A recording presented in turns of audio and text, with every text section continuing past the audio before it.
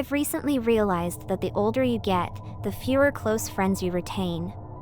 You get so caught up with real-world stuff that you forget about the people who've made monumental impacts on your life.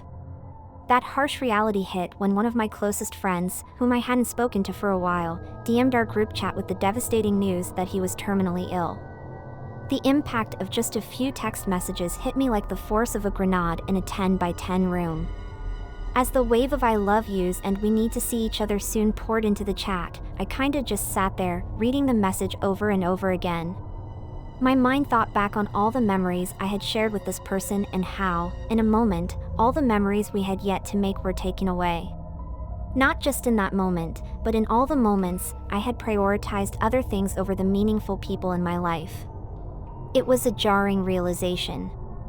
Suffice it to say, not only did I make plans to see that friend and give them all the support and love that I could, I took 2 weeks off to take a little road trip and reconnect with many of the people I was beginning to lose touch with. For everyone out there, I highly recommend you do the same. Please reach out to the people you've spent years caring about. You never know when the last time will be the last time. If you can, keep those meaningful connections alive. Anyway, it turned out to be a really great trip. Not only did I get to see a lot of the country I hadn't seen, but re-establishing those old connections made me feel more complete. On my way back, I only had one more person to visit, and it was probably the person I had the most solid connection with. I don't want to put his real name out there, so I'll call him Jacob. Jacob and I had known each other since we were in elementary school and were inseparable until I went away to college. When I told him about my trip and that his house was the one I was most excited to hit, the feeling was clearly mutual. Recently, he moved back to this childhood home after losing his apartment, and as childish as it may sound, I was excited to be in the same rooms we used to play in as kids. When I arrived at his place, I saw him sitting outside and smoking something with a familiar aroma. I greeted him with a very loud, "What up, brother man?" He returned a warm smile, and we embraced. From there, we got to talking like only childhood friends could. Going from subjects ranging from the monotonous to political to weird in a way, only those closest to you can understand. When we finally made our way inside, a distinctly older version of his family greeted me with a fully cooked homemade meal. The love radiating from them hadn't missed a beat from years ago. I'm not sure which part of your brain is responsible for nostalgia, but that little bit lit up like a Christmas tree as we all sat down to eat and talked about the years that had passed. Everything was just the way I remembered it to be. In an oddly personal moment, Jacob's mother commented about how the timing of my trip was perfect. When I asked why, she revealed that Jacob had been struggling since losing his apartment and longtime girlfriend, and that it had made it difficult for him to hold steady work. I wanted to tell her it wasn't best to discuss that at dinner in a family setting. Still, Jacob seemed to agree and gave me a soft nod when I responded awkwardly, "Yeah, man. I'm here for you." Half out of necessity and half because the conversation was getting a tad uncomfortable, I excused myself to use the bathroom right past Jacob's old room. It wasn't until then that I discovered the first thing that felt shockingly different. A passing glance at Jacob's uncharacteristically clean room revealed that taking up nearly all the space on a table next to his bed was a large white cage. My first instinct was confusion. Not only that, my friend, who was an unapologetically disorganized person, had maintained a room that didn't have so much as a speck of dust lying around. But this same person had a massive fear of rodents, and yet, in front of an impressively built model house that nearly reached the top of the cage stood a chubby brown rat. And when I say stood, I mean he was literally standing upright on two disturbingly humanoid legs, with arms casually hanging at his sides. He looked directly at me. He didn't move his body when I approached, but the slightest turn of his head with his dark eyes trained on me let me know that I was being watched. Oddly enough, the fact that this thing was making it a point to stare into my soul wasn't even what disturbed me the most about it. No, what really got me was the buzzing or ringing in my ears the longer I maintained eye contact. It filled me with an incredible sense of sorrow the more I let it grow, and the only way of getting rid of it was to turn away completely. I shut my eyes and half sprinted out of the room, only turning back when I heard what sounded like a small door slamming behind me and found an empty cage where the rat had once stood. When I finally returned to the dinner table, Jacob immediately called out how long I had been gone and the noticeable beads of sweat forming on my brow. Bewildered, I looked Jacob dead in the eye and asked when the hell he became a neat freak, got over his fear of rodents, got a rat, and then proceeded to teach that same rat to stand on two legs and stare at whoever came by. His response was, "I don't even know how to explain it." He kind of just laughed at me? Or maybe he was laughing at the situation. I don't know. The point being, his response was, "Yeah. Mr. Katz is an interesting character, isn't he?" I'm sorry, what? I thought maybe he didn't hear me or thought I was messing with him, so I reiterated my experience, and he shook his head and said he totally understood me. Strange as it was, I decided to drop it. I couldn't rationalize it at the time, but honestly, I'm not a rat expert. Maybe that's a normal thing they do from time to time? Perhaps he just really liked to mess with people now, and teaching his pet to stand and stare is a great way to do it. Creepy as that rat is, it still is just a rat. When we finished eating dinner, Jacob and I went outside to go on a mini hike, grab some snacks, and hit up some of our old stomping grounds. Within a few hours of hanging out, that warm sense of nostalgia and happiness began to fill me up again. So much so that I had nearly forgotten about the creepy pet rat. In our travels around town, I often found Jacob taking a second to absorb things. One of my favorite qualities about Jacob has always been his ability to appreciate the moment and put it into context in a positive way. Whatever the situation, he's always been great at putting things into perspective and grounding us. But this time, he seemed unsure. It was as if looking back at his past made him scared for the future. After going off to school, finding someone he thought he'd be in love with, and getting a new job and apartment, things were looking up. Until they weren't. And he had ended up right back where he was. I could see a sense of frustration building up in him as he looked at his best friend, seeing all his memories as just that. Memories. A past life. While for him, it was just his everyday existence. Same old. Same old. Same old. Once it fully hit me that being out there wasn't as fun for Jacob as it was for me, I suggested we head back and chill at his house for a bit before I went back. When we returned, things took another turn for the weird. All the cars in front of the garage were still there. No one had mentioned going out earlier. In fact, Jacob's parents and siblings made reference to seeing us later. Yet, the house was completely empty and silent. I asked Jacob where his family had gone. Rooms, bathroom, backyard. Nothing. Again, he laughed it off and made a weird comment about how they were probably off somewhere bettering themselves. Taking that as a moment where I silently shake my head and move on, I thought we'd end the night with a dumb movie and some shots before I returned to my hotel. 2 shots of whiskey and half an Eric Andre special in, and Jacob casually turns to me and mumbles, "I knew he was gonna get sick, you know?" Before he told us. The world drained away for a moment. I turned back to Jacob, dumbfounded, and replied with a stumly, "W what?" "Who?" He gave me a blank stare before pulling out his phone, scrolling to a text thread he had with himself, and showing me a text detailing precisely what our mutual friend had told us. Not just that, but he had sent this to himself a week prior. I didn't know how or why. And before I could ask if Jacob just happened to have been told before the rest of us were, he showed me another from that same day. One about me. It said how I had planned a 2-week road trip after hearing the news, how I'd come by to see Jacob on the last leg of my journey, and the exact day and time I'd be there. Before he could go any further, I smacked the phone out of his hand and told him to stop. If this trip was some elaborate prank, then okay, but he could at least have the balls to leave our friend out of his weird joke. He shook his head and told me I didn't get it. There wasn't a joke. I wanted to leave that instant, but I felt frozen. What could he mean? Before Jacob could explain further, I heard my name being called from the slightly obscured door leading to the garage. It sounded like Jacob's mom. A wave of relief washed over me. I had forgotten entirely that the family had an entrance to their garage and had converted it into a secondary living room. Whatever was going on with Jacob, he wasn't doing well, and at the very least, I felt the need to tell his parents to get him some help. With a simple, "Yeah? Give me a sec." I hopped up from the couch and half jogged towards the garage with Jacob staring me down the entire way.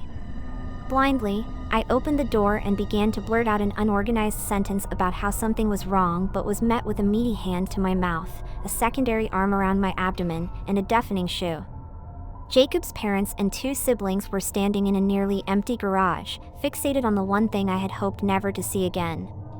A table with a large white cage containing a model house and a chubby brown rat standing in front of it. I was being held in place by Jacob's massive father. All I could do was dart my eyes over to the young girl closest to the table, mumbling under her breath excitedly, "Come on. Do something. Do something. Please." Mr. Katz, however, didn't seem to mind the girl. His soulless black eyes, which seemed just a little too big for his skull, were trained directly on me. As much as I didn't want to, I couldn't help but look back. Something deep within me wanted to observe what it would do.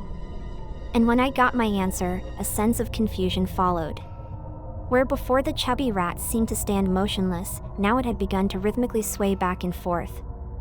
I watched as the fat rat moved his body like a pendulum, my body going numb with each sway. As the world grew increasingly fuzzy, a distinct buzz grew louder and louder. However, this time, it was different. This time, the buzz was accompanied by a voice. Probably the most comforting voice I've ever heard. One that told me that everything would be all right, that Mr. Katz only wanted what was best for me, and that I should be grateful to be in his presence. I was in a safe home, after all. I was surrounded by people that loved me. I got to experience great memories. And for all the uncertainty, Mr. Katz did seem like a great rat, after all. A rat that should be respected and loved. Revered even. That's why he had such a big home in his cage. Maybe he deserved an even bigger one. And maybe in return, he'd give me something. Knowledge. What could be greater than that? In a split second, that angelic embrace was sucked away, and what replaced it was pure dread. Images of horrors I could never imagine seared themselves into my memory. Profoundly dark revelations about loved ones and strangers flowed through my mind. Evil secrets about the things you and I questioned daily became loud, harsh truths. I saw crimes yet to be committed, mass events impacting thousands of innocents, and the unrelenting wave of sorrow accompanying the seemingly innocuous actions of our daily existence. And the inescapable knowledge of where our choices were leading us. I tried distracting myself, but with every failed attempt at an intrusive thought, something 10 times sicker would enter my brain. A panic attack rose to a fever pitch, but I wouldn't be granted the sweet relief of stress-induced numbness. I was teetering on the precipice of the deepest despair, anxiety, and depression as the thoughts ramped up again and again. Anguish, suffering, and a horrible destiny crashed like waves against a rocky beach. Each impact sent shockwaves inside me until finally, it stopped. The next thing I remember, I was on the ground looking up at Mr. Katz. I wiped the saliva from my mouth and tried to adjust my eyes on the demonic rodent who had now left his cage onto the tiny space on the table. He looked down at me with the 2 black voids he had for eyes and gnawed on the still twitching body of a rather large cockroach. His puffy lemon-yellow teeth methodically chewed on the gooey remains while his fleshy tail twitched behind him. I expected another round of excruciating mind games, but another voice came from behind me. "Do you want to pray to Mr. Katz now?" It said. To my surprise, standing next to the door, Jacob flashed a wide smile at me. "You're my closest friend, Shakur. You're the only person outside my family I could share this gift with.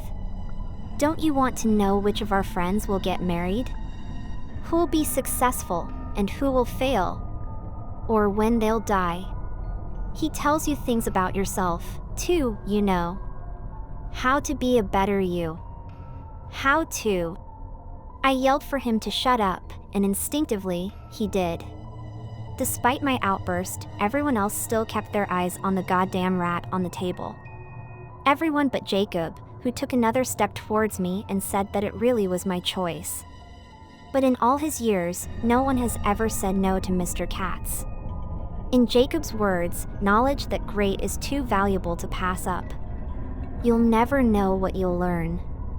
As I slowly got up to my feet, my mind was made up.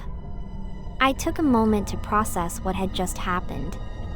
After briefly evaluating my choice, I concluded that I had never been more sure about anything in my life.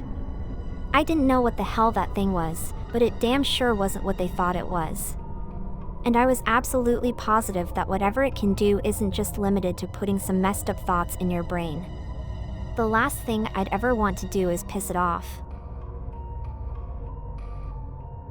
Carefully, I made my way over to Jacob and stuck out my right hand. He looked at it and smiled up at me. As he went to shake it, I threw a crappy left hook to his jaw. I'm not exactly Mike Tyson, but it did enough to stun him, which allowed me to shove him down and sprint back into the house and out the front door. I did what you should never do and looked behind me to see Jacob's parents running after me. After a brief stumble, I managed to open the front door and jump into my car. I fumbled for the car keys in my pocket and barely got them into the ignition as the pair assaulted my windows.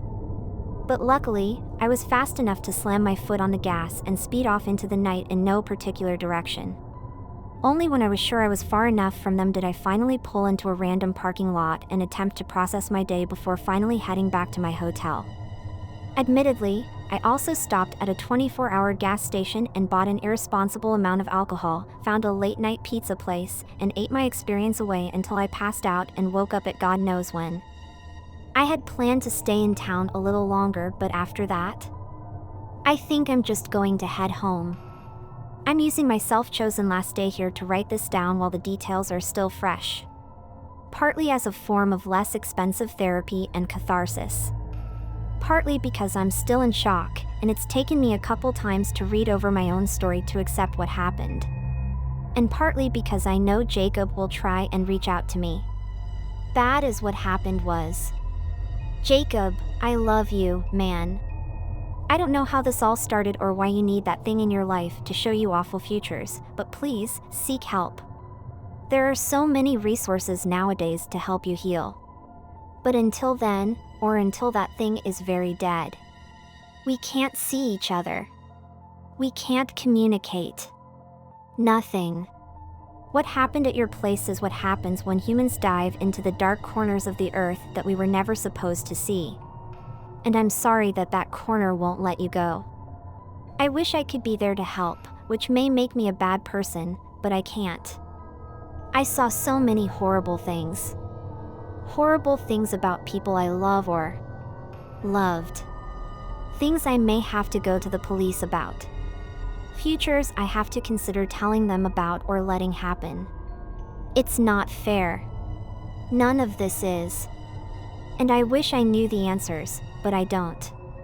Until this is sorted, and who knows if it'll ever be, this has to be goodbye. The Yellow Handkerchief. I live at home with my parents and my grandparents in a small village in India. One day, my parents were supposed to go to the temple for worship and my grandparents decided to go with them. They did not want to take me as well, because my exams were fast approaching and I had to study. They all got ready early in the morning and said goodbye to me before they left. I smiled at them, waved and said, "Don't be late, Mommy. Come back soon, Daddy. Take care, Granny and Granddad. Bye." After they left, I sat down at my desk and started to study my chemistry notes. I was very weak in this subject and it took about 5 hours just to complete a chapter. Around midday, I took a break to eat some lunch. After I finished my meal, I took a short break of 15 minutes to give my poor brain a rest. It was so difficult to try and remember all the different chemical names and formulas. It was getting too boring and monotonous. Not even 10 minutes had passed when I heard the doorbell ring. Traying. Traying. I rushed to see who was there. To my utter surprise, I discovered my aunt standing on the doorstep. Her house was very from mine, and she hardly ever visited us. I was overjoyed to see her. I hugged her and shouted, "Auntie, where have you been all these days? You never come to see us. It's been about 3 or 4 years that you had not contacted us. Why?" She just had a weird smile on her face and said in a soft voice, "I was not here. I went very far. Extremely far." How far you cannot imagine. I was confused and said, "Forget about those old days and just come on in. Let's have some fun." She came into the living room and sat on the sofa. I offered her tea. She refused it. I offered her a glass of water. She refused it. She did not have any food but spent a long time chatting with me about my school, my studies, my friends, my parents, and many more things. She was there with me for about an hour, and the entire time, she kept mopping her brow with a yellow handkerchief. All of a sudden, she got up and said she was late for something and left. I waved at her and said, "Bye, Auntie. Keep in touch." She had a weird look on her face and said in a gruff voice, "Goodbye." I turned around and went back inside. When I went into the living room, I found that she had left her yellow handkerchief on the sofa. I grabbed it and ran back to the door to return the handkerchief, but she was nowhere to be seen.